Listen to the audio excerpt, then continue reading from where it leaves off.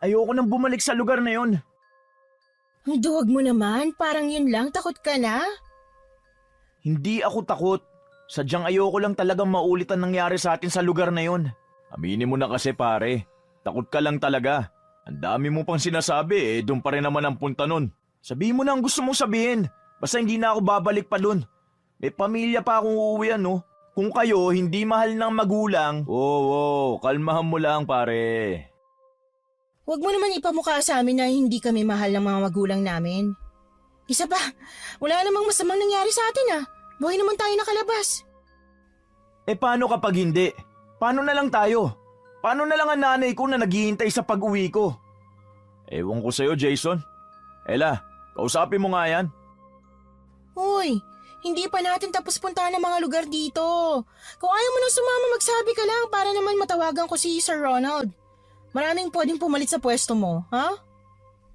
Iniwanan ni Ella ang lalaki na tahimik sa isang tabi.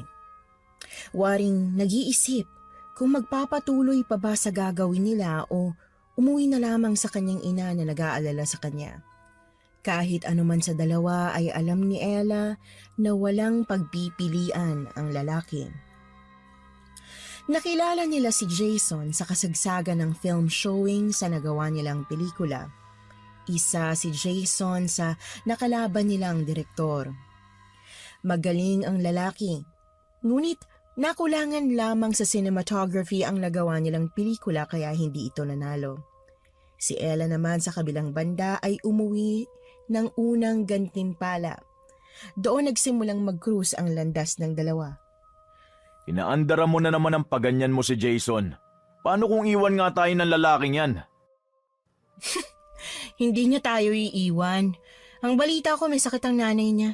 Kahit na maisipan niya pang iwan tayo, babalik at babalik pa rin siya sa atin. Mahirap makahanap ng trabaho sa panahon ngayon Baka nakakalimutan mong pinag-aagawan siya dati ng mga producers.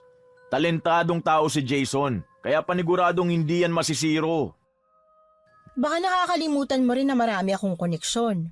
Marami na ako napatunayan sa larangang to, okay? Kaya kong magpasikat at manira ng tao. Dahan-dahan lang, Ella. Baka kung ano ang ikinataas ng lipad mo ganon din kalakas ang bagsak mo. Hindi pa ako bumagsak ni minsan, Jude. Tumigil ang dalawa sa isang malaking mansyon. Pinalilibutan yon ng mga ligaw na halaman. Ang puting pintura ay kupas na at nangangailangan ng bagong kulay. Sunod-sunod ang pagkuha nila ng litrato sa iba't ibang anggulo. Tumapak si Ella sa isang troso upang mas makunan ang kabuuan ng mansyon. Pinaniniwalaan ng karamihan na ang bahay na yon ay bahay ng mangkukulam. May mga sabi-sabi rin na may nagmumulto sa lugar. Ang nakalap naman nilang balita ay kuta yon ng mga aswang. Kung ano man sa narinig nila ang totoo ay paniguradong malaking proyekto nila yon ng taon. Walang ano-ano ay nakarinig sila ng mga yapak na nagmumula sa loob ng bakuran. Dinig na dinig ng dalawa ang malulutong na tunog ng mga dahon. Hindi na nakagalaw pa ang dalawa dahil mabilis ang kilos ng kung sino man ang nasa loob. Nagtinginan na lamang ang dalawa habang pigil ang hiningang hinihintay kung sino man ang lalabas sa gate ng mansyon. Oh, bakit parang nakakita kayo ng multo dyan? Jason! Ano ginagawa mo dyan sa loob? Putya pare, muntik na ako atakihin sa puso kahit wala akong sakit Trespassing ang ginagawa mo! Huwag kayong praning, walang tao sa loob. Teka, paano ka nakapasok? Naligaw ako pabalik Tapos may nakita akong aso na pumasok sa isang malaking butas. Kaya yun, sinundan ko. Kaya ako napunta dito banda kasi akala ko dito ang punta ng aso Lumabas ka na dyan! Hindi pa tayo nakapagpaalam sa may-ari kung pwede tayong mag-shoot dito. Medyo himala na marinig sa'yo yan Duh! Work ethics! Wala ka naman yata niyan? Inirapan ni Ella ang lalaki na may nanunuyang ngiti pa sa kanya. Kung hindi lang siya pagod mula sa pagtakbo ilang oras ang nakalilipas, ay baka nakipagsagutan na siya sa lalaki. Delikado ang trabahong pinasok nila. 3-man crew kasi ang mga ito sa isang TV show na ang pangunahing layunin ay maghanap ng mga lugar na may kakaibang kwento. 5 taon na nilang ginagawa yon, ngunit hindi pa nakakakita si Ella ng totoong multo, laman lupa o kaya naman ay aswang. Tanging mga peking albularyo at mangkukulang pa lamang ang kanilang nailalagay sa kanilang palabas. Sa tingin nyo, makakakita na ba tayo ng kakaibang nilalang dito? Sana nga may makuha na ang kamera natin.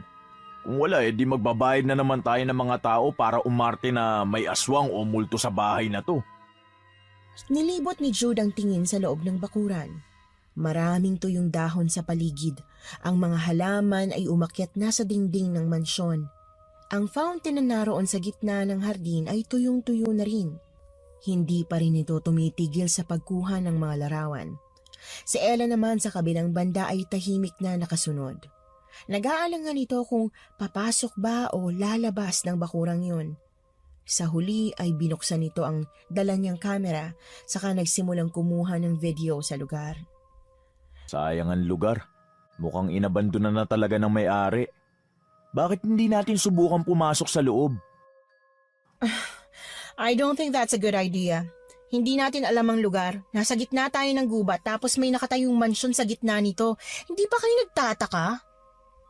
What I think is, bored lang ang may-ari kaya naisipang dito magtayo ng mansyon. Tapos baka nang ibang bansa lang kaya iniwanan ng lugar na to na wala man lang caretaker o nakatira. Come on, Ella. Nagawa na natin to dati. Ang kaibahan lang, scripted ang contents natin dati. Isa pa, marami pa ang nasa team nun. Isipin mo na lang na scripted din to. O baka nababahag na rin ang buntot mo. Kaya ito nagpupumilit sa akin kanina eh. Ibang pakiramdam ko sa lugar na to ngayon. Ang kakaibang yan ay big scoop na. Kaya liga, pumasok na tayo. Nagpatianod na lamang si Ella sa kasamahan. Habang papalapit sila sa bahay ay mas lalong lumalakas ang kabog ng kanyang dibdib. Nanginginig din ang kanyang tuhod na parabang kung ano ang nasa loob ay nagsasanhi ng kakaibang pakiramdam niyang yun. Dahan-dahang pinihit ni Jason ang doorknob ng pintuan. Nagkatinginan ng mga ito nang mapag-alaman nilang hindi nakalak ang pintuan. Sinenyasan ni Jude si Jason na mauna. Napalunok na lamang ng laway ang lalaki sa kasinunod ito. Nang tuluyang mabuksan ang pintuan ay bumulaga sa kanila ang malinis na bulwagan. Sa isang banda ay ang maayos na sala. Sigurado ka bang walang tao rito? Wala akong nakitang tao kanina. Pero hindi ko naman sinabi na walang nakatira. Kunin niyo na mga kamera niyo habang hindi pa bumabalik ang may-ari ng bahay. Bakit ba napaka-nervyosa mo simula nung pumunta ka sa lugar na to? Hindi ko alam, okay? Hindi ko alam. O kumalma na kayo ha? Grabe ng epekto sa inyo ng kape. Sana nga nasobrahan lang tayo ng kape. Mukhang nasa tamang bahay tayo ah. Rolling ba ang camera nyo? Kanina pa bukas ang sa akin. Napaka-exciting naman pala dito sa Bicol. Nararamdaman ko na ang promotion. From junior videographer to senior videographer? Haha, funny. Bilisan mo na dyan at baka maagawang kita ng posisyon. Mauuna na ako sa kusina. Sandali, ako direktor dito. Nagkibit balikat si Jude sa kasinundan ng nagmamadaling si Jason sa pinagmulan ng ingay. Inilibot ni Ella ang kanyang kamera sa loob ng malaking bulwagang yun. Napakunot ang kanyang noo nang may madetect na gumagalaw ang kanyang camera. Nang tingnan niya gamit ang kanyang mata ay wala siyang nakita sa gawi kung saan may nakuhaan siyang gumagalaw. Oh, ngayon pa talaga nag-glitch ang camera ko. Ayokong umuwi na walang dala sa editor ko. Ella! Ella! Pumunta ka rito! Dali! Sandali lang, inaayos ko pang camera ko! Bilisan mo, Ella! Ano ba yon ha? Para naman kayo nakakita ng Napaupo si Ella sa sahig nang makita nito ang tinuturo ng dalawang lalaki. Napatakip siya ng bibig habang nanlalaki ang matang napatitig sa taas ng kisame ng kusina. Isang may katandaang babae yon na nakabitin habang nakalabas ang dila. Nagkulay pasa ang balat nito. Hindi makapaniwala si Ella sa kanyang nakita. Yon ang unang beses niyang makakita ng totoong taong namatay sa kanyang harapan. Nanginginig ang kanyang tuhod habang inaalalayan siya ni Jason na makatayo mula sa kanyang pagkakaupo. Si Jude naman ay nawiwili sa pagkuha ng litrato sa matandang babae. Mukhang ilang araw na siyang ganito ah. Ibaba kaya natin pare? Hindi pa ako tapos sa pagkuha ng video. Teka lang. Magtawag na tayo ng pulis. Kailangan natin maaksyonan to. Sa tingin mo ba makukontak natin ang mga pulis dito? Alangan namang iwan natin yan dito. Kawawa naman. Bad news. Walang signal sa lugar na to. Ano nang gagawin natin? Ikaw ang direktor. Ikaw ang mag-isip ng pwedeng gawin natin para hindi tayo uuwing empty-handed. Pucha! So are you suggesting na paglalaroan natin yung katawan ng babaeng yan?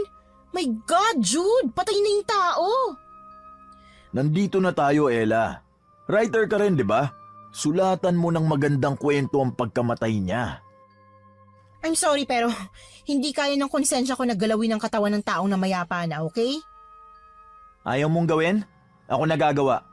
Kaya naman namin ni Jude to eh. Ikaw din na nagsabi, maraming pwedeng pumalit sa pwesto mo. Pucha.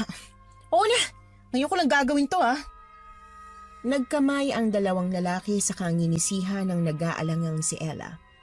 Sinampal-sampal ng babae ang kanyang mukha sa huminga ng malalim. Tiningnan niya ang ginang na may awa, saka hinarap ang dalawang lalaki. Binigyan niya ang mga ito ng instruction sa mga gagawin. Palalabasin nilang nagpakamatay ang babae dahil sa takot na pahirapan ng normal na mga tao. Ang sinabi ni Ella ay ilang araw nang sinusundan ng grupo nila ang matandang babae. Napag-alaman ng mga ito na hindi sila makalabas sa gubat dahil sa mga mangkukulam na nasa kabilang dako ng gubat na nagpabantay sa mga aswang. Dinagdagan pa ni Jude na dahil naistorbo ang mga mangkukulam ay gumaganti sila sa mga aswang. Sa tingin nyo ba bebenta ang kwentong to? Parang bata ang gumawa eh. Gusto mo bang bumalik sa lugar na yon? Magsabi ka lang dahil magsushoot ulit tayo sa bahay ng mangkukulam na yon. Pas ako dyan, boss. Parang nagtatanong lang eh. Bakit ka naman ganyan? Galit agad yan. May magandang idea ka ba dyan? Mukhang ang dami mong reklamo eh. Sabi ko nga, magsushoot na eh. Bilisan nyo na dyan, tsaka ibaba na natin tong si Manang pagkatapos. Mukhang na-enjoy niya na ng sobra ang pag-swing sa kisame. Ang dark naman ng humor mo, pare. Mukhang ngalay na nga siya oh. Kung nakakapagsalita lang siya. Natigil ang pagbibiro ni Jude nang makarinig sila ng malakas na kalabog na nanggagaling sa ikalawang palapag ng bahay. Nagkatinginan ng mga ito na nanlalaki ang mga mata. Ayan, magbiro ka pa. Mukhang totoong may nagmumulto sa bahay na to ah. Nagpapapaniwala ka naman sa multo-multo eh. Daga lang yun. Daga ka dyan. Paano na lang kumulto? Paano kumulto ng ali? Walang multo, Ella. 5 taon na tayo sa trabahong to. Ni minsan walang nagpakitang multo sa atin. Tama. Ngayon lang ako sasangayin sa'yo, pare. Nagsama pa talaga kayo kanina nga takot na takot ka. My dear Ella, mas naniniwala ako sa kulam kaysa multo. Mas mataas ang tsansang totoo ang kulam kaysa makakita tayo ng multo sa bahay na to. O ano? Daga pa ba yon? Mukhang may nakatira talaga sa bahay na to ah. Check mo nga dun, pare. Tatapusin ko lang tong pagvi-video. Kung tumatalbog pa rin ang bola, kunan mo na lang. Kung sakali mang may multo, hindi naman tayo masasaktan ng mga yan eh. Ako pa talagang ginamit mong pain ah. Alangan namang si Derek ang utusan ko. Inagaw ni Ella ang hawak na kamera ni Jason sa kapadabog na iniwan ang kusina. Sinukbit din ito ang kanyang bag na nahulog noong nagulat ito sa kanyang nakita. Ako na! Pinaparinggan pa ako eh.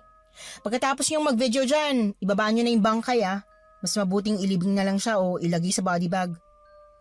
Ayan naman pala si boss gumagalaw. Kami nang bahala dito. Mag-iingat ka dyan baka makipaglaro ka pa sa multo. Basketball daw sila, 1-on-1. Ewan ko sa inyo, maiwan ko na nga kayo dyan. Malalim na napabuntong hininga si Ella bago tuluyang lumabas ng kusina. Hawak nito ang kamera habang nagre-record ng paligid. Natuon ang kanyang kamera sa hagdanan na nakaharap sa pintuan ng bahay. Hindi nito pinalampas ang detalyeng yon. Hindi siya lumayo sa bulwagang yon dahil nakaramdam ang babae ng kakaibang takot. Pilit nitong nilalakasan ang kanyang loob. Hinanap nito ang bola na tumutunog, ilang minuto lang ang nakakalipas. Narinig na naman ito ang bola at sa pagkakataong yon ay narinig niyang nasa likuran lamang niya yon. Dahan-dahan siyang lumingon sa pinanggagalingan nun. Naroon ang bola sa gawin ng sofa kung nasaan may naunang na-detect ang kanyang kamera na may gumagalaw. Nagtaasan ng kanyang balahibo habang papalapit sa pinagmumulan ng tunog. Nang tuluyan siyang makalapit ay halos mabitiwan nito ang hawak na kamera dahil sa nakita. Pucha! Jason! Jude! Nasaan kayo? Jude! Jason! Tiningnan nito ang batang nakaupo sa likuran ng sofa habang mariing nakatitig sa kanya na parabang nakaistorbo ito sa paglalaro niya. Pinagpatuloy lamang ng bata ang pagpapatalbog ng bola. Naiwang tulala si Ella sa isang tabi. Hindi ito makagalaw dahil sa pagkabigla. Ano nangyari? May nakita ka ba? Makasigaw naman to. Oh, ano nangyari sa'yo? Sa likod ko. Sa likod. Ha? Bakit? Bakit iba ang likod mo? Pambihira. Magpapakamot lang pala ng likod. Kailangan dalawa pa talaga kami na tatawagin mo. Pucha, sa likod nga. Sa likod ko. Bakit? May ano ba sa likod mo? Pucha! Sino yan? Bakit pare? Ano nakita mo? Ina! Bakit may bata dyan? Tell me it's not a ghost. 100% tao. Buhay na tao. Payat na bata to be exact. Ayoko ng tingin niya. Mukhang may malalim na galit kung makatingin Diba? He looks like a ghost to me. Nilibot ni Jude ang sofa saka lumapit sa batang nakayakap sa dalawa nitong tuhod habang nasa tabi nito ang bolang pinaglalaroan niya. Umupo ang lalaki upang magka-level sila ng bata. Inilabas naman ni Jason ang kamera nito upang kunan si Jude na kausap ang bata. Bata, anong pangalan mo? Dito ka ba nakatira? Ano nangyari dun sa nanay mo? May iba ka pa bang kasama sa bahay na to? Kayo ba ang may-ari nito? Mukhang bingi pare. Mukha nga. Bata, nagugutom ka ba? May pagkain kami dito. Sa sinabi ni Ella ay doon pa lamang nag-angat ng tingin ng batang lalaki. Tiningnan siya nito sa mata na para bang naghihintay na may ibigay ang babae sa kanya. Agad namang nakuha ng babae ang gustong mangyari ng bata kaya naman kinuha nito ang kanyang bag saka inilabas ang baon niyang tanghalian. Binuksan nito ang Tupperware saka ibinigay sa bata. Tinanggap naman niya yon saka inamoy-amoy. Nang makasigurong ligtas ang pagkain, ay tuloy-tuloy itong sumubo. Dahan-dahan baka mabulunan ka. May tubig ba kayo rito? Hindi siya sinagot ng bata. Tuloy-tuloy lamang ito sa pagkain. Mukhang ilang araw nang hindi ko makain yung bata. Ang ganda ng storya nila. Bebenta talaga tong kuha natin. Hindi ka pa rin tapos sa pagkuha ng video? Nandito na tayo Lubos-lubosin na natin. Mukhang traumatized ang bata sa nangyari dito sa loob ng bahay. Yan siguro ang rason kung bakit hindi siya nagsasalita. Narinig naman niyang sinabi mo kanina Kausapin mo nga Ella. Parang ikaw lang ang gusto niyang kumausap sa kanya Nilapitan ni Ella ang bata na malapit nang matapos kumain. Ginaya nito ang ginawa ni Jude. Umupo rin nito sa harapan ng bata. Nawala ang kabang naramdaman nito noong unang beses niyang nakita ang batang lalaki. Nabusog ka ba? Ako nagluto niyan. Hitam, ikaw talaga ang gusto ng bata. Tumigil pa talaga siya sa pagkain para pakinggan ka. May kasama ka ba sa bahay na to? Gagi pre, tumango siya. Ibig sabihin hindi siya nag-iisa. Pare, pwede ba? May mga mata rin kami. Nakikita namin na nakikita mo. Sorry pare, na-excite lang. Sinong kasama mo dito? Nasaan siya? Itinuro ng bata ang gawi papuntang kusina. Nagkatinginan lamang ang tatlo nang mapagtanto nilang ang matandang babae ang ibig nitong sabihin. Nahihirapan si Ella na sabihin sa bata ang tunay na kalagayan ng ina. Kayo lang ba ng nanay mong nandito? Tumango ang bata. Simot na simot nito ang laman ng Tupperware ni Ella. Nahihiyang ibinalik nito ang Tupperware sa babae na walang laman. Tinanggap naman yon ng babae. Ako nga pala si Ella. Ate Ella na lang. Sila naman ang mga kasamahan ko. Ako si Jason. Jude naman ang pangalan ko, bata. Alam mo bang patay na ang nanay mo? Jude! O bakit? Malalaman niya rin naman eh. O baka nga alam na niya. Nagulat tuloy ang bata. Di ka naman nagdahan-dahan pare. Oh, kasalanan ko pa? Hinawakan ng batang lalaki ang kamay ni Ella saka umiling. Itinuro nito ang kusina pagkatapos ay tumulo ang mga luha nito. Natataranta si Ella sa biglang pag-iyak ng batang lalaki. Hindi nito alam kung paano ito aluin. Ay, bata, huwag ka nang umiyak. Ililibing natin ang nanay mo. Hindi rin kasi namin alam ang nangyari sa kanya. Mabilis na umiling ang bata saka itinuro ang gawin ng kusina, ngunit hindi pa rin ito tumitigil sa pag-iyak. Paulit-ulit ang pag-iling nito na siyang ipinagtaka ng mga taong naroon. Pwede kang magsalita, bata. Mabuti kaming tao. Hindi ka naming sasaktan.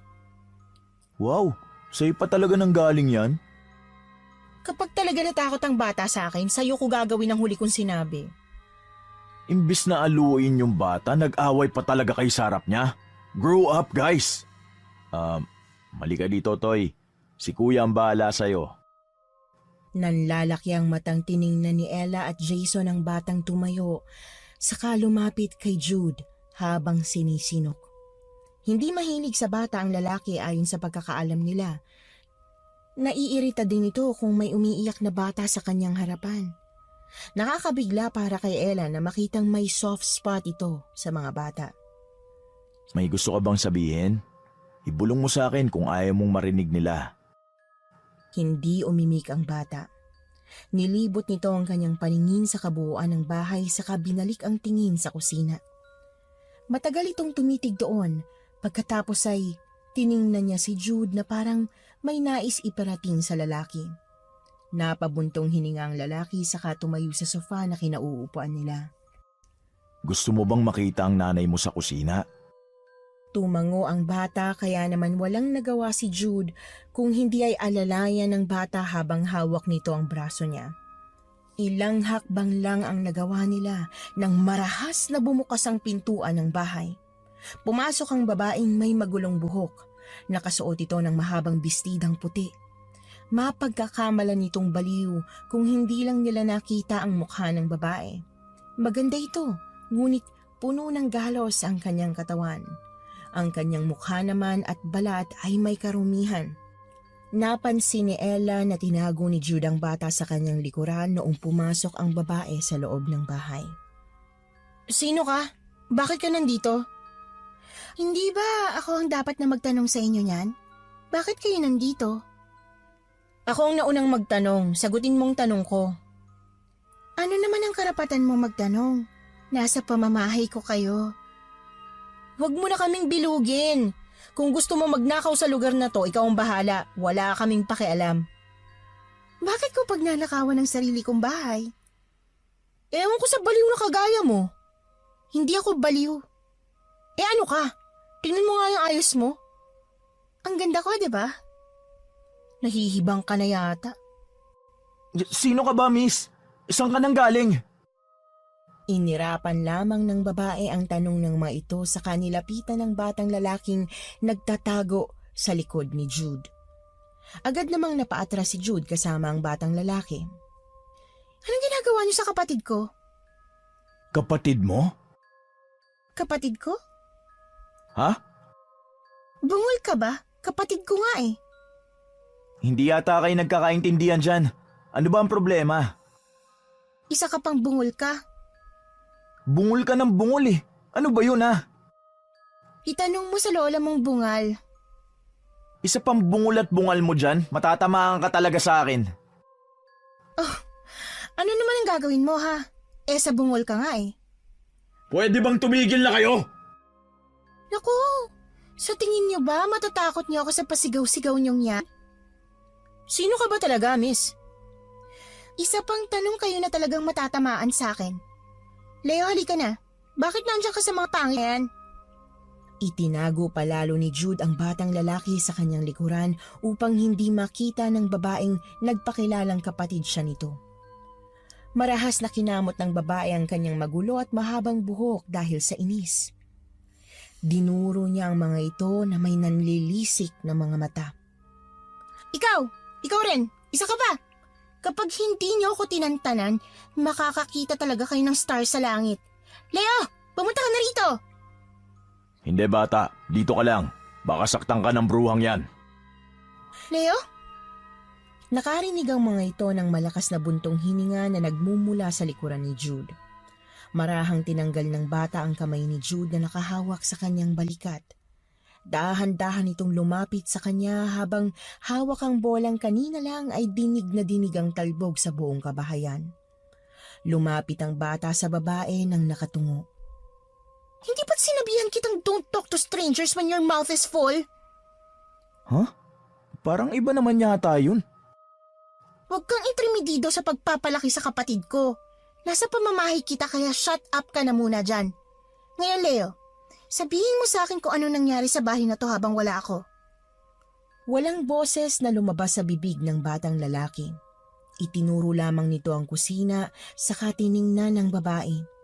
Sa obserbasyon ni Ella ay naintindihan agad ng babae ang gustong iparating ng bata. Punyemas talaga? Dito pa talaga nagkalat sa loob ng bahay? Alam mo ba ang nangyari sa nanay mo? Kararating ko lang hindi ba? Malamang hindi pa. Napaka-pilosopo mo. Napakatanga mo naman kasi kausap. Pare-parehas kayong mga tanga kausap. May babaeng nagpakamatay sa kusina. Sa tingin ko, nanay niyo yon. Tinuloy talaga niyang balak niya. Anong ibig mo sabihin? Chismosa ka? Nagtatanong lang naman eh. Bakit ba napakainit agad ang ulo mo? Bakit napaka-paka-elamera niyo? Sino ba kayo ha? Ay, sa babaeng to pa yata ako mawawalan ng bait. Jason, ikaw ang kumausap dyan. Bakit ako? Ano nga namang ako? Ako na lang ang kakausap sa sarili ko para lahat tayo dito masaya, okay? Okay. Napatampal na lamang ng noo si Ella sa katinalikuran ng babaeng nakahalukip-kip sa kanila. Si Jude naman ay nagkunwaring walang naririnig kaya napakunot ang noo ni Ella. Malakas niyang hinampas ang lalaki sa balikat nito. Makahampas naman to. Bakit ba?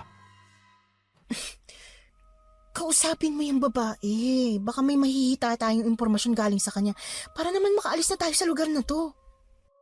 Mababaliw ako kapag kinausap ko ang babaeng yan. Ako pabaliw na. Hindi pa siya nakakasampung minuto sa bahay na to pero ang dami nang nangyari. Nakarinig ng pagtikhim ang mga ito kaya naman napairap si Ella. Saka nagkunwaring tumingin-tingin ng mga litrato sa pader. Mga bungol talaga. Ano ba ang kailangan mo ha? Gets na namin na bahay nyo to. Pero bakit hindi ka man lamang nabahala na may bangkay sa loob ng bahay na to? Ano naman ang gagawin ko kung may bangkay sa loob ng bahay? Ginusto niya yun eh. Walang pumilit sa kanya na gawin ang bagay na yon. Ni ang puntahan siya hindi mo ginawa. Inuna mo pa makipagbangayan sa amin. Hindi nababangon ng patay kung puntahan ko man doon. Hindi ako gumagawa ng himala. Suko na rin ako sa babaeng to. Hindi ko na kaya pantagalan na makipag-usap sa kanya. Itinaas ni Jason ang kamay nito kaya naman maging ito ay nagkunwaring abala sa pagtingin-tingin ng mga litrato. Umismid na lamang ang babaeng hindi pa nagpapakilala saka dumiretso sa kusina. Ang batang tinatawag naman itong Leo ay hindi na nito mahagilap sa sala. Nang makaalis ang babae ay nagtinginan muna ang mga ito saka nag-usap tungkol sa gagawin nila sa loob ng bahay na yon.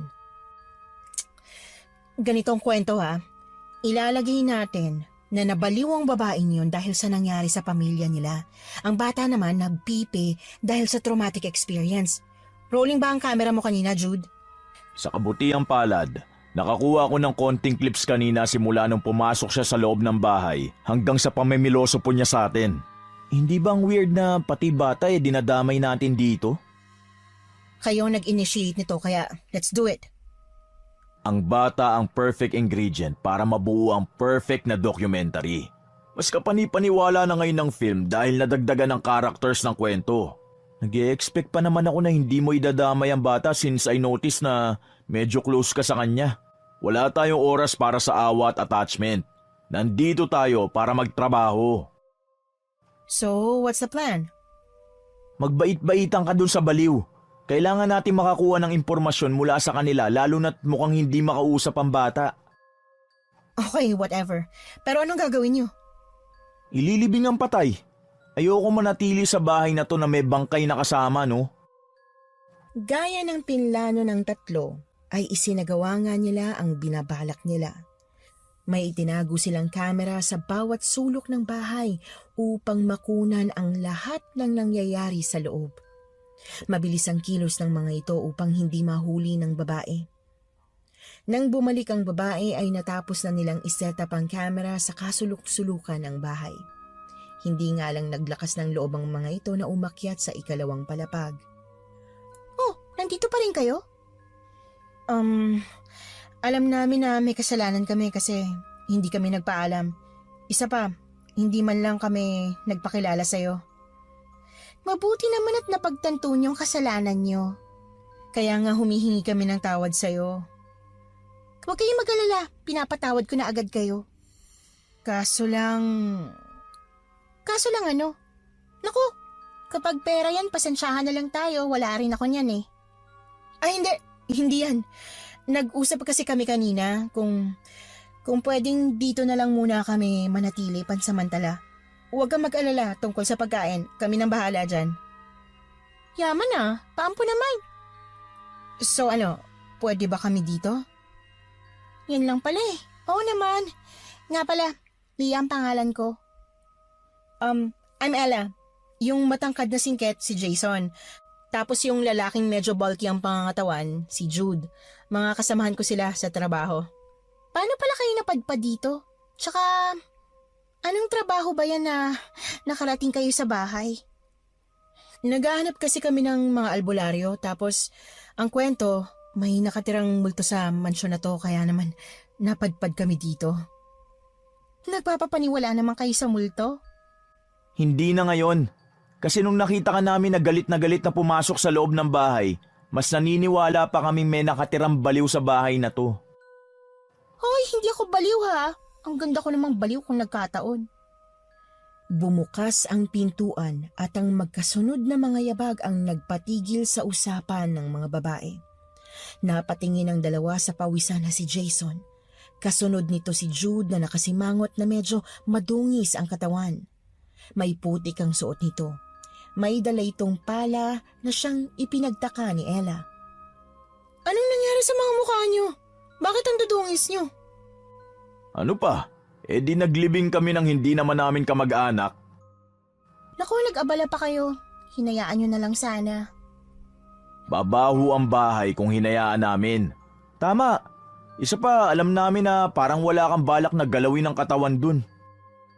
Nagkibit balikat lamang ang babae sa sinabi ng dalawang lalaki na parang wala lang dito ang nangyari. Naguguluhan ang mga ito sa kakaibang inasal ng babae. Maging ang batang lalaking naglalaro ilang oras ang nakakalipas ay hindi na nila nakita pang muli, kaya walang pag-aatubiling nagtanong si Jude tungkol sa batang lalaki. Nasaan nga pala si Leo? Hindi ko na siya nakita simula kanina. Kung saan-saan naman kasi nagsususuot ang batang yan, hayaan nyo na siya. Babalik din naman yan dito kapag nagutom. Ang weird naman ng mga portraits nito sa dingding. Wala ba kayong bagong litrato? Lumang-luma na kasi itong nandito eh. Ang dami nyo namang tanong. Walang bagong litrato dyan kasi hindi na nagpakuha ulit. Namatay na kasi ang maniniyot na laging pumupunta rito. Malayo pa ang bayan.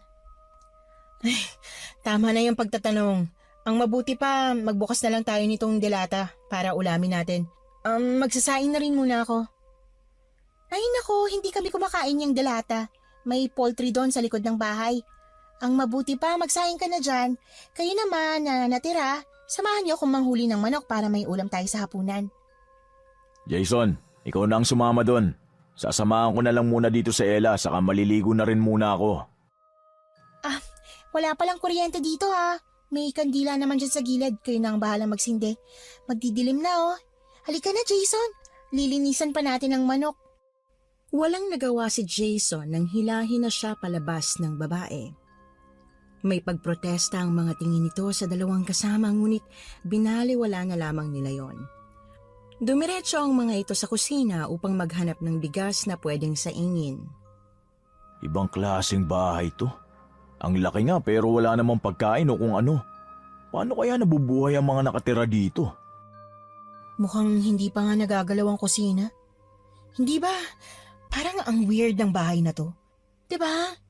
Parang habang tumatagal, mas lalong nagiging weird. Simula nung pumasok pa lang tayo, weird na siya. Baka may natira pang mga particles mula sa katawan ng namatay kanina. Sa kusina pa talaga siya nagpakamatay. Mukhang 2 araw pa lang naman yun namatay. Isa pa nakabiti naman siya. Tsaka nilinis muna namin ni Jason ang kusina bago nilibing sa likuran ng bahay yung matandang babae. Shoot! Ang dilim na. Nasaan ba yung kandila? Maiwan na muna kita dito ha. May nakita akong CR sa labas. May poso din doon kaya maliligo na muna ako.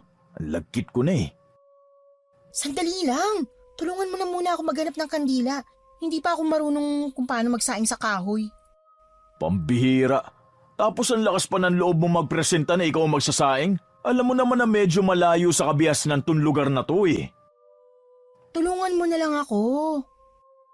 Oo na, sandali lang.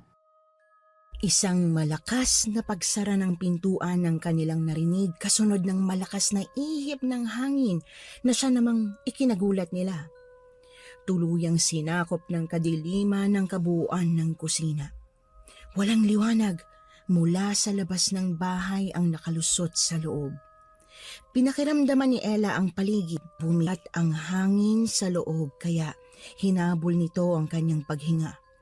Nagtaasan ang balahibo nito sa katawan, maging ang kanyang tuhod ay halos manghina dahil sa kakaibang pakiramdam niyang yon. Jude, nandyan ka ba? Nakaramdam ng kakaibang init si Ella sa kanyang balat nang mahawakan nito ang braso ng lalaki. Si Jude naman sa kabilang banda ay hinila ang babae sa isang sulok sa kabinulungan nito. Shh! Huwag ka maingay. May kasama tayo rito. Ano kasama? Sa labas pa sila Jason, tayo lang nandito. Pakiramdaman mo ang paligid. Naririnig mo ba yan? Ang alin? Ang mga yabag. Wala akong... Naputo lang sasabihin ni Ella nang marinig nito ang yabag na tinutukoy ni Jude. Hindi pantay ang mga hakbang na yon. Hindi yun nag-iisa dahil may narinig siyang marahan at maliit na mga hakbang patungo sa kasalungat na direksyon nila. May binuksan ng taong yon sa isa sa mga kahon sa kadahan-dahang pumitik. Hindi nagtagal ay lumiwanag ang kabuuan ng kusina. Dahan-dahan namang napaatras ang dalawa nang lumapit sa kanila ang may hawak ng kandila. Mukhang nahihirapan kayong maghanap ng kandila Sino ka? Lucio ang pangalan ko. Kayo, sino kayo? bisita ba kayo ng anak ko? Anak? Nakatira kayo sa bahay na to? Oo, bahay ko ito. Hindi ka ho namin nakita kanina. Ako si Jude. Itong kasama ko naman si Ella. May isa pa ho kaming kasama na nasa likod ng bahay. Jason naman ang pangalan nun. Ganon ba? Mabuti naman at napadalaw kayo. Hindi mo naman sinasabi sa akin, Leo, na may bisita pala tayo ngayon. Pinaliit ni Ella ang kanyang mga mata upang makita ang kausap nito. Nang makapag-adjust ang kanyang paningin sa liwanag na binibigay ng kandila, ay doon lamang niya napansin si Leo na tahimik na nagmamasid sa kanila. Nabigla si Ella nang masilayan niya ang mukha ng matandang lalaking may hawak ng kandila. May peklat ito sa kanyang mukha. Unang tingin pa lamang sa kanya ay tiyak na matatakot agad ang makakakita rito dahil hindi kaamuhan ang kanyang mukha. Mabuti na lamang at nauna nilang narinig ang boses nito kaya nabawasan ang kabang naramdaman ng dalawa, lalo na ni Ella. Maamo kasi ang boses nito at hindi mababakasan ng kung anumang panganib. Nandito na ho kasi kami ng tanghali pero tanging si Leo lang ang nakita namin. Sumunod si Lia at ngayon, kayo. Nasa bukid kasi ako. May palayan ako doon. Wala na kasi ang mga trabahador ko upang magsaka kaya ako na lamang mag-isang nagtsatsaga para naman may makain tong anak ko. Pumunta ba sa bukid si Leo kanina? Bigla ho kasi siyang nawala Oo, ganito talaga ang batang to. Kung saan-saan pumupunta pero bumabalik din naman. So, kung kayo may-ari ng ganito kalaking bahay, alam nyo naman siguro ang nangyayari dito, no? Lahat ng nangyayari dito ay alam ko. Ibig sabihin, alam niyo rin na may patay sa bahay na to? Malakas na buntong hininga ang pinakawala ng matandang lalaki. Inilapag nito ang hawak niyang kandila sa isang tabi saka tumingala sa itaas ng kisame kung nasaan nakabitin ang matandang babae. Tila alam na alam ni Lucio ang posisyon ng matanda noong nawala nito ng buhay. Pwede mo bang bombahan ang balde na to sa poso natin, Leo? Wala kasi tayong magagamit na tubig, anak. Agad namang tumalima ang batang lalaki saka mabilis na binitbit ang dalawang balde palabas ng kusina. Ninitaan muna nito ang ama bago tuluyang pihitin ang pintuan saka lumabas. Ang matandang lalaki naman na kasama nila ay nagsimulang magbukas ng pintuan ng cabinet saka inilabas ang kaldero at bigas. Alam kong napapansin nyo na kakaiba ang lugar na ito. Hindi ko natitimplahan ng kung anong pampatamis sa mga salita ko. Kakaiba nga ang lugar na ito kaya mabuting umalis na kayo. Hindi kayo dapat nagpunta pa rito. Pero madilim na ho sa labas. Mapanganib na ho maglakad lalo na't hindi namin alam ang lugar na to. Kung ayaw nyo sa amin na nandito sa bahay nyo, pasensya na po agad. Bukas na bukas ay aalis naman po kami. Hindi naman sa ayaw ko sa inyo. Sadyang hindi ligtas sa lugar na ito. Mas ligtas kayo kung malayo kayo rito. Kanino po ba kami hindi ligtas? Ella, Jude! May nakuha kaming malunggay sa kabilang bakod. Tay, nandito ka na pala. Nanghuli kami ng manok dun sa poultry. Hindi na ako nakapagpaalam. Kawawa yung aso dun sa labas. Patay na rin. Ang weird lang kasi mukhang inatake ng kung anong mas malaking hayop. Ewan ko ba, nasanay na lang kami na may mga ganyang nangyayari dito Ang mabuti pa ay magluto na tayo para sa hapunan. Iho, pwede mo bang buhatin yung tubig sa labas? Sige po. Ako na pong bahala. Maliligo na rin ho ako. Ako na ho magsasaing. Hindi nga lang ako marunong magpaapoy. Ako na ang bahala dyan. Nalinisan na rin ho itong manok. Ang sabi ni Lia, magtitinola ho tayo. Ako na ang magluluto. Pagtapos mo dyan sa sinaing, ako na ang bahala sa iba. Pero pagod ka galing sa bukid. Ako na po. Ang mabuti pa ay dalhin mo na mga bisita sa labas. Ayusin mo rin ang sarili mo, Malia. Parang hindi ka dalaga. Hindi na nagpumilit pa ang babae. Nagtinginan na lamang silang magkakaibigan bago sumunod sa babae na noon lamang napatahimik ng matandang lalaki. Ito lang palang makakapagpatahimik dito. Nahirapan pa sila sa pakikipagsagutan sa kanya.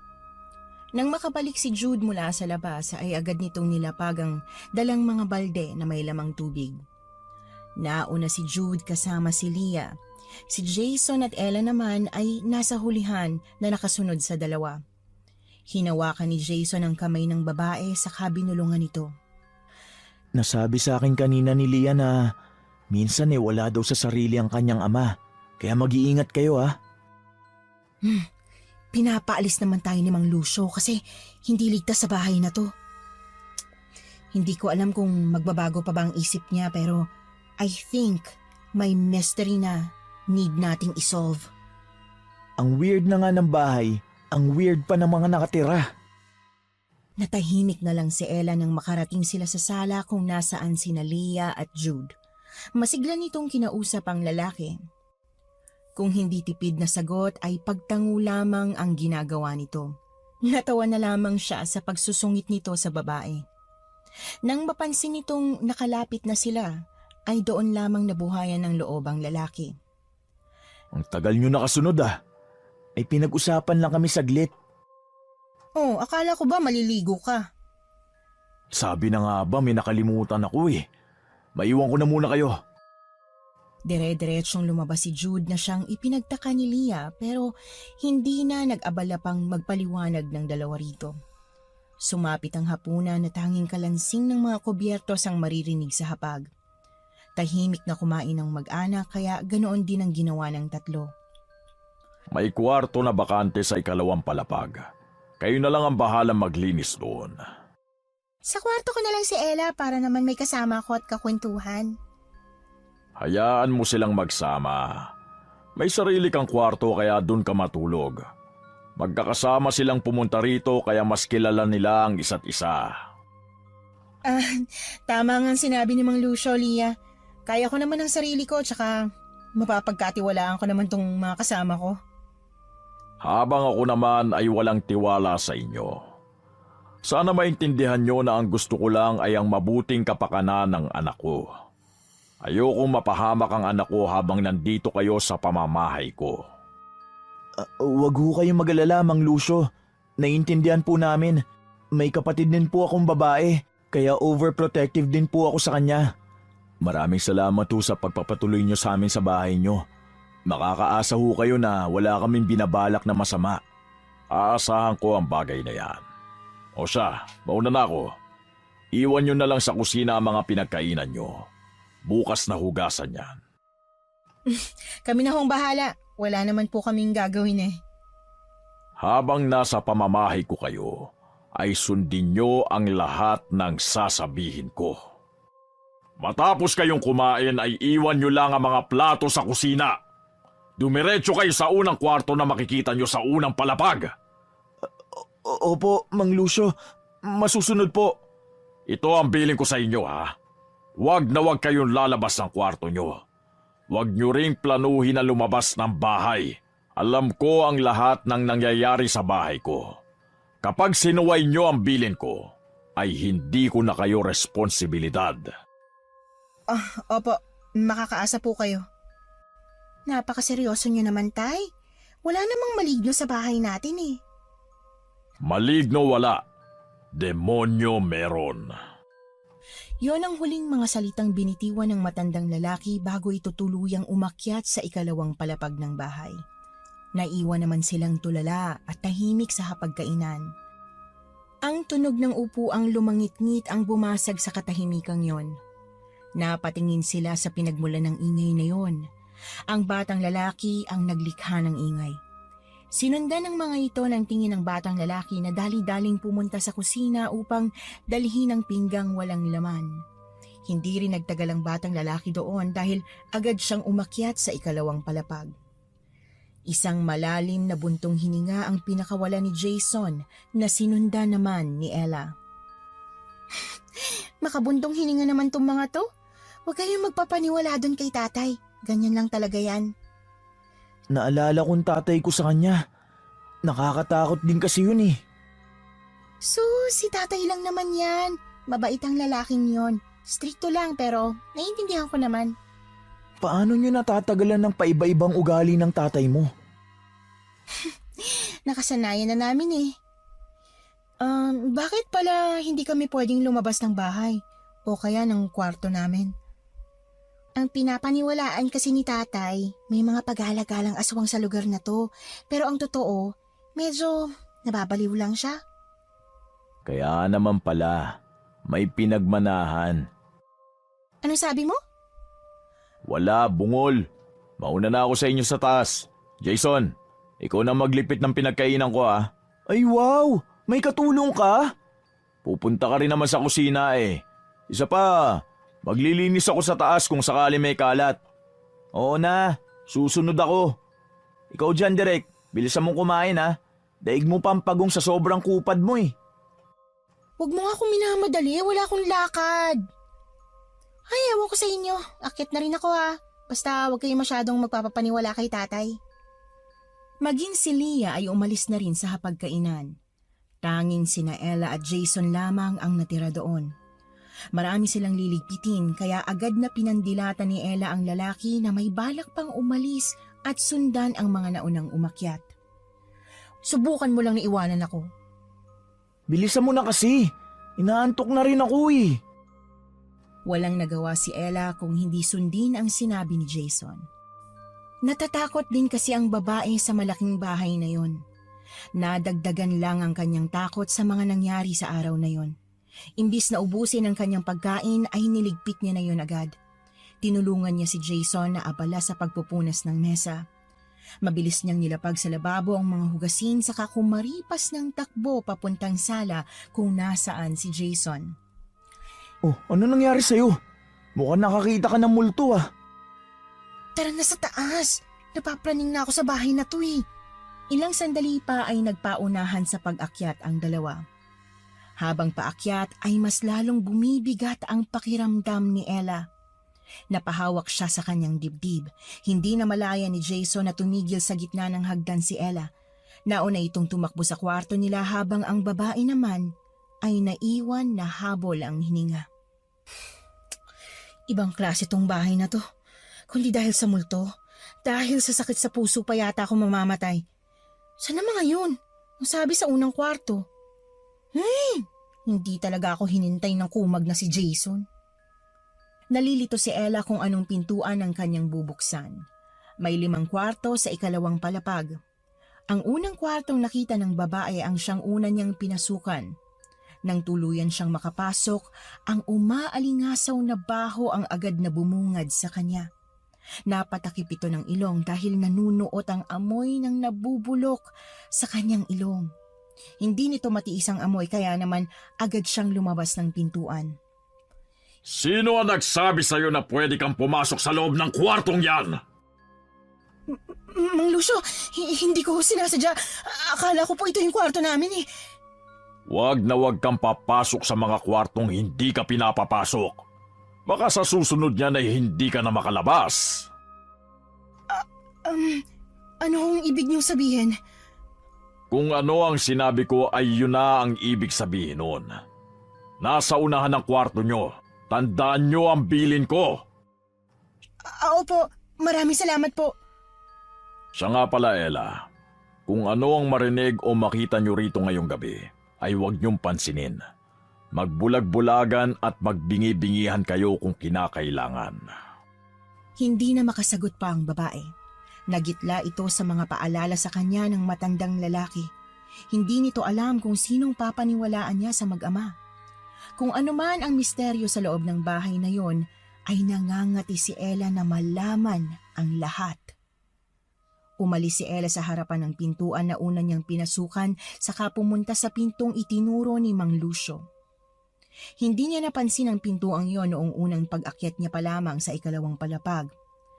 Hawak ang kandila ay tinungo niya ang kwartong yon. Kumatok muna siya upang masigurong tama ang pintuang kanyang papasukan. Ilang sandali pa ay bumukas ang pintuan. Ang nakakunot na si Jude ang kanyang unang nasilayan. Bakit ngayon ka lang? Ang tagal mo sa labas ah. Hindi ko kasi agad nakita tong kwarto. Paano hindi mo makikita agad? Ito ang unang kwarto sa palapag na to ah. Sa ibang kwarto nakita ko sa 5 kwartong nandito, no?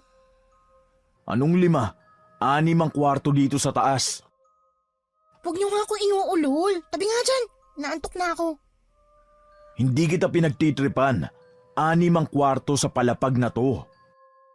Ewan. Mababaliw pa yata ako sa bahay na to. Narinig niyo yun? Ano na naman ba, Jude? Wala akong panahon dito. I'm tired. Hindi siya pinansin ng lalaki. Lumapit ito sa may bintana saka sumilip doon. Si Ella naman ay nagtatakang isinarado ang pintuan ng kwarto. Tiningnan niya si Jason na prenteng nakatihaya sa paanan ng kama na nagkibit balikat dahil maging ito ay walang marinig. Pare, guni-guni mo lang yun. Sure ako na may narinig akong alulong. Sino na mga alulong sa bahay na to? Patay nga ang alagang aso nila. Matulog na tayo, Jude. Baka ligaw na hayop lang yan. Dito na kami sa baba. Ikaw na ang maiga dyan sa kama. Pucha pare, may dumaan. Isarado mo na yung bintana, Jude. Huwag mo nang pansinin kung ano man ang nasa labas. Para ka ng si Lia at si Mang Lucio ah. Nagkita kasi kami kanina sa labas. Nagbilin ulit siya na magbingi-bingihan at magbulag-bulagan daw tayo. Kilala kita, Ella. Hindi ka basta-basta sumusunod sa mga ganyan. Ano pa?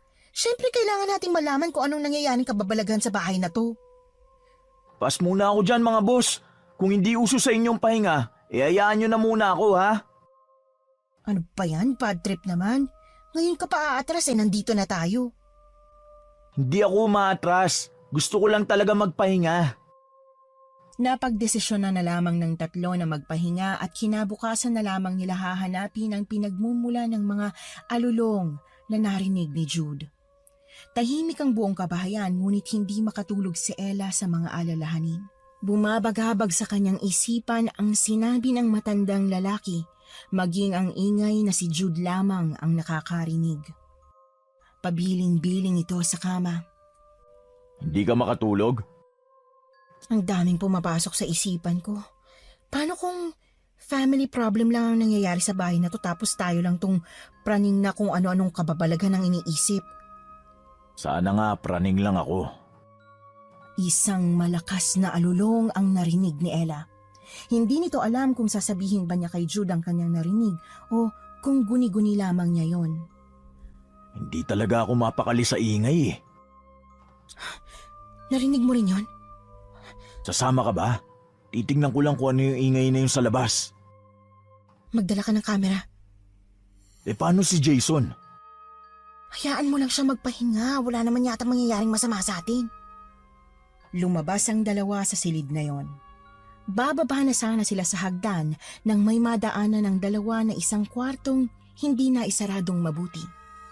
May liwanag na naroon ngunit gaya ng naamoy ni Ella sa unang kwartong pinasukan niya, ay naamoy din nito ang parehong sangsang na yon mula sa kwartong ito.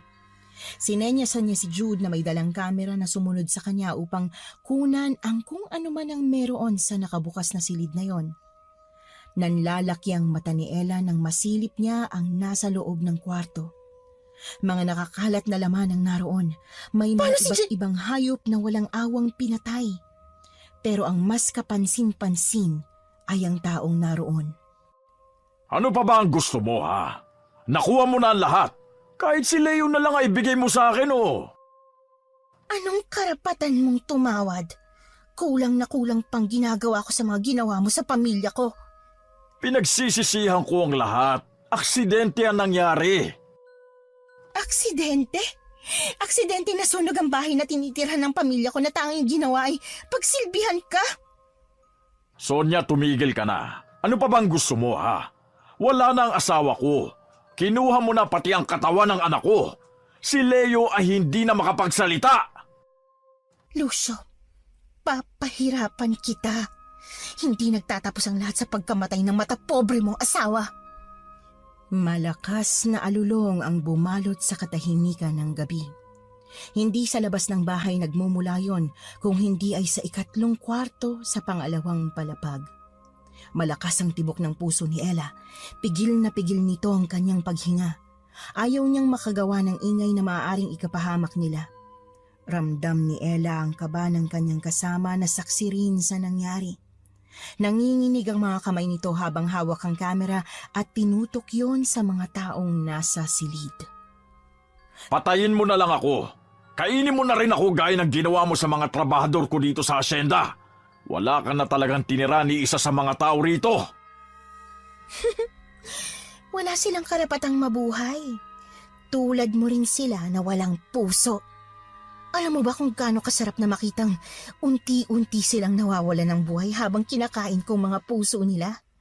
Walang kasing sarap. Napaka-demonyo mo, Sonia. Aswang ka na nga. Demonyo ka pa. Ang saya lang, di ba?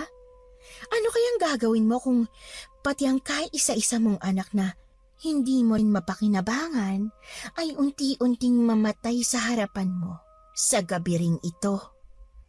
Kung hindi kita nagawang patayin sa loob ng 3 taon mong pangungontrol sa pamilya ko noon, ay kayang-kaya na kitang patayin ngayon. Galit na galit ang matandang lalaking sinugod ang nanunuyang si Lia o Sonia. Naguguluhan ang dalawang nagmamasid sa kanila. Ibig sabihin ay aswang si Lia? Hindi siya si Lia.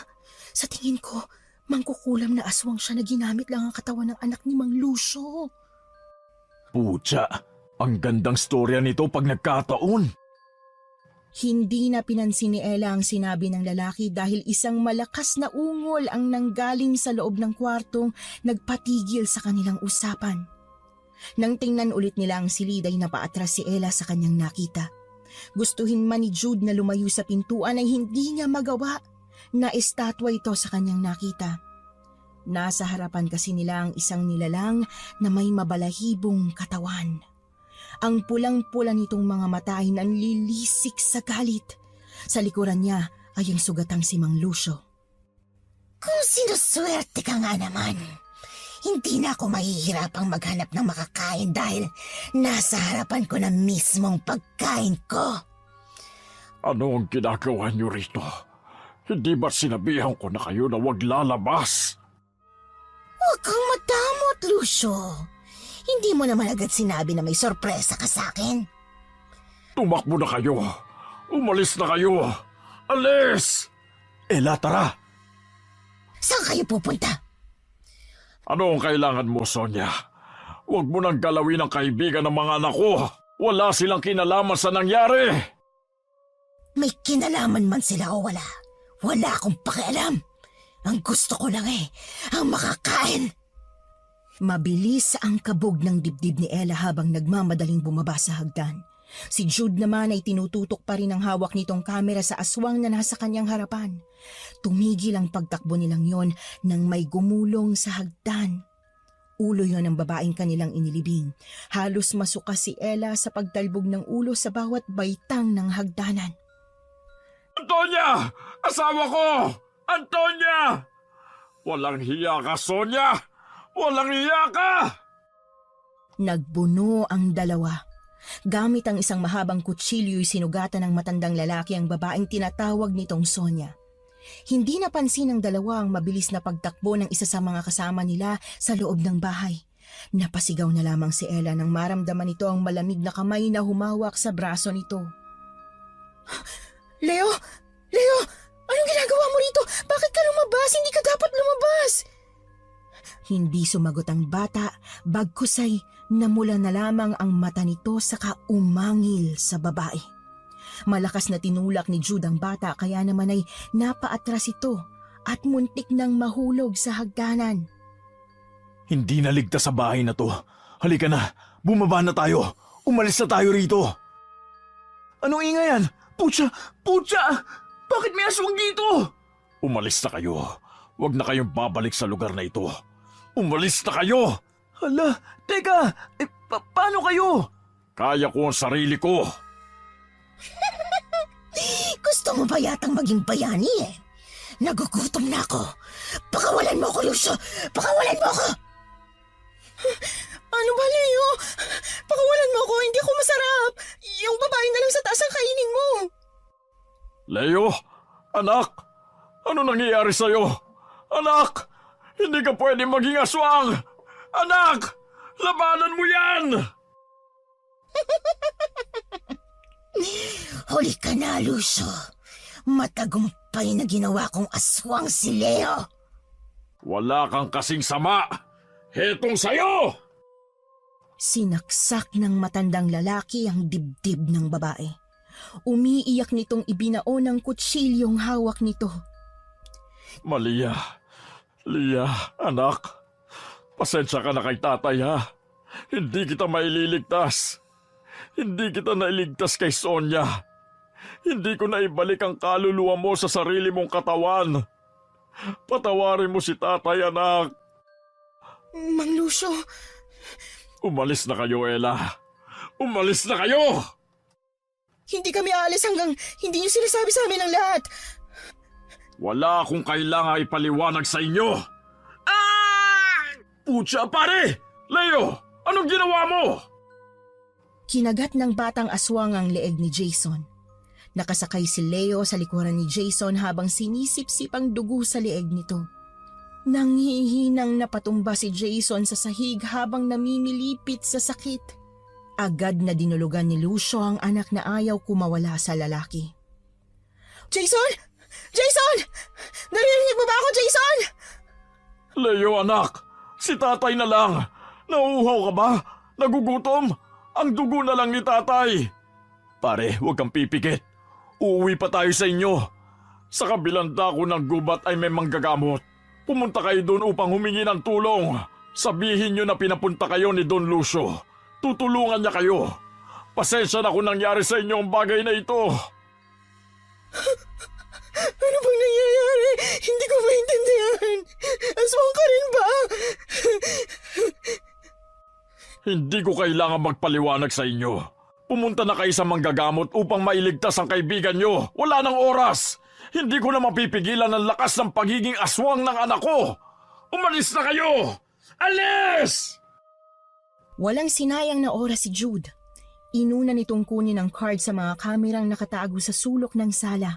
Pagkatapos niyang kunin ang mga yon, ay inalalayan niya si Jason na hawak si Ella. Ella, mamaya nang iyak, halika na. Kailangan natin iligtas si Jason. Hinihintay pa siya ng nanay niya. May pamilya pa siyang uuwian. Nagising si Ella sa sinabing yon ni Jude. Nang hihina man, ay pinilit nitong makatayo upang alalayan si Jason. Hindi na sila lumingon pa kay Mang Lucio na yakap-yakap ang anak na uhaw na nakatingin sa kanila. Hindi tumigil ang mga ito sa paglalakad hanggat hindi nila nararating ang bahay ng manggagamot na tinutukoy ng matandang lalaki. Tao po! Tao po! Anong kailangan nyo? Tulungan niyo po ang kaibigan namin! Nakagat siya ng aswang! Mali kayo nang napuntahan. Pinapunta ho kami ni Don Lucio upang humingi ng tulong sa inyo. Pakiusap po, tulungan niyo kami. Pambihira talaga si Lucio. Binigyan na naman niya ako ng sakit sa ulo. O siya, pumasok na kayo. Hindi sila binigo ng matandang lalaki dahil agad nitong inasikaso si Jason na nanghihina. Nagsindi ito ng gasera saka may ginawang orasyon. Dinuraan nito ang leeg ni Jason sa kanilagyan ng dahon ng isang halaman. Nang matapos nitong gawin ang kinakailangan, ay pinagpapawisan nitong uminom ng kape. Nasa maayos na kalagayan na ang kaibigan nyo. Sa oras na magising siya ay umalis na kayo sa bahay ko. Bakit niyo ba kami pinapaalis? Ano bang ginawa namin sa inyo? Hindi kayo taga rito. Alam niyo bang nagkamalas-malas ang buhay ni Lucio ng dahil sa dayo? Si Lucio ang pinakamayamang asyendero sa lugar na ito, ngunit noong may dinala siyang bisita sa kanyang mansyon, ang lahat ng meron siya ang naging kapalit. Ayaw ho ni Mang Luciong sabihin sa amin ang nangyari. Dahil habang buhay niyang dadali ng kasalanan yon, 5 taon na nakalilipas ng aksidenteng masagi ni Lucio ang gasera sa bahay ni Sonia. Lasing sila ng kasama niyang dayo. Pauwi na sila nung mangyari yon. Nahulog ang gasera. Ang buong akala nila ay namatay ang apoy, ngunit hindi. Naiwan sa loob ng bahay ang 3 anak ni Sonia. Ang babata pa ng mga yun. Karma na rin ni Lucio yun. Anong kinalaman namin dun?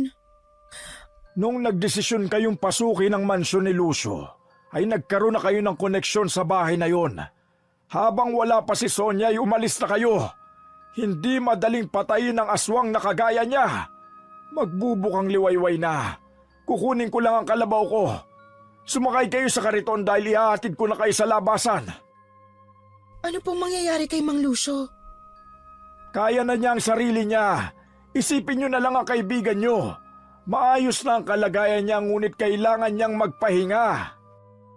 Ilang oras matapos ang usapang yon ay tahimik na binaybay ng tatlo ang daan pauwi. Nagmaneho ng sasakyan si Ella habang si Jason naman ay wala pa ring malay na nakahiga sa likuran ng sasakyan.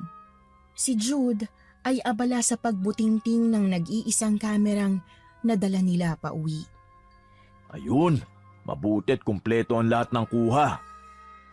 Anong sinasabi mo, Jude? Anong kuha? Nakalimutan mo yatang nag-set up tayo ng kamera sa bawat sulok ng bahay. Itapon mo na yan, Jude. Hindi natin ipapasa ang kwentong yan. Maraming buhay ang nadamay dahil dyan. Isipin mo ang sakripisyong ginawa ni Jason. Buhay naman siya eh.